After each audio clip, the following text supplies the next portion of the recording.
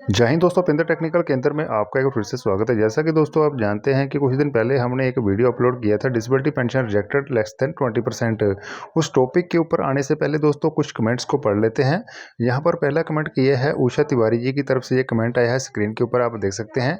इन्होंने लिखा है कि लीव के दौरान रोड एक्सीडेंट वाला NANA कैटेगरी को इनवैलिड पेंशन हो तो डिसेबिलिटी एलिमेंट वाली पेंशन मिलेगी। तो इनका कहना है कि जो इनवैलिड केस है, अगर उनका NANA केस है तो उस केस में क्या है, जो डिसेबिलिटी एलिमेंट है वो मिलेगा या नहीं मिलेगा। तो देखिए, NANA केस में किसी प्रकार का कोई भी जो डिसेबिलिटी बेनिफिट है वो नहीं दिया जाता है, ना ही डिसेबिलिटी एलिमेंट मिलेगा, ना ही किसी प्रकार का इम्पेयरमेंट रिलीफ ग्रांट किया जाता है। उस केस में क्या है, सिर्फ इनवैलिड पेंशन मिलेगी।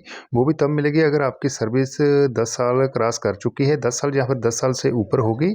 तो अगर कमांडिंग अफसर या फिर मेडिकल अथॉरिटी द्वारा अगर आपको इनवैलिड आउट किया जाता है तो आपको इनवैलिड पेंशन मिलेगी। 10 साल से कम वालों को भी मिलेगी। अगर मेडिकल अथॉरिटी द्वारा सिविल जॉब और आर्मी दोनों के लिए अनफिट लिखा जाता है तो उस केस में भी क्या है, इनवैलिड पेंशन मिलेगी। तो अगले क्वेश्चन को पढ़ लेते हैं। ये लिखा है बरिंदर सिंह ने। ये पूछते हैं कि सर, मैं P3 परमानेंट LMC हूँ, अगर मेरे को 15 साल में CO भेजता है तो सर्विस पेंशन और इनवैलिड पेंशन दोनों मिलेगी NANA केस में। तो यहाँ पर भी दोस्तों मिलता जुलता सवाल है। NANA केस में किसी प्रकार का कोई भी जो डिसेबिलिटी का बेनिफिट है वो नहीं दिया जाता है, चाहे वो इम्पेयरमेंट रिलीफ हो चाहे डिसेबिलिटी एलिमेंट हो। वहाँ पर क्या मिलेगा, सिर्फ इनवैलिड पेंशन मिलेगी, वो भी सर्विस पेंशन के बराबर ही होती है। अगर 15 साल के बाद अगर कमांडिंग अफसर द्वारा इनवैलिड किया जाता है तो उस केस में सिर्फ इनवैलिड पेंशन मिलेगी, साथ में DA भी मिलेगा। तो मुझे उम्मीद है कि आप दोनों के जो सवाल हैं वो क्लियर हो चुके होंगे। अब बात कर लेते हैं disability pension rejected less than 20%।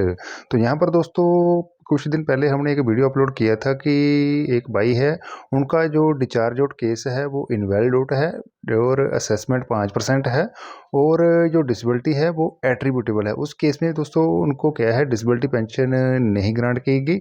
उनका जो रीज़न दिया गया था कि जो डिसेबिलिटी की असेसमेंट है वो 20% से कम है, इसी वजह से आपकी जो डिसेबिलिटी पेंशन है उसको रिजेक्ट कर दिया गया है।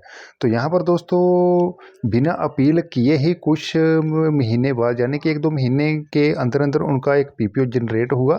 उसके बाद दोस्तों उनको क्या है, उनकी जो 5% डिसेबिलिटी थी उनको राउंड अप करके 50% कर दिया गया।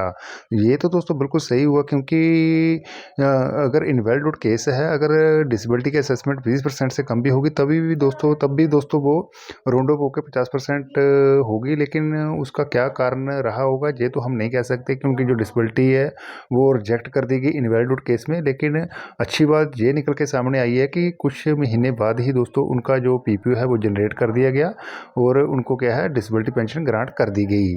तो ये थी दोस्तों एक छोटी सी जानकारी। अगर आपको हमारा ये वीडियो अच्छा लगा हो तो वीडियो को लाइक करें, चैनल को सब्सक्राइब करें।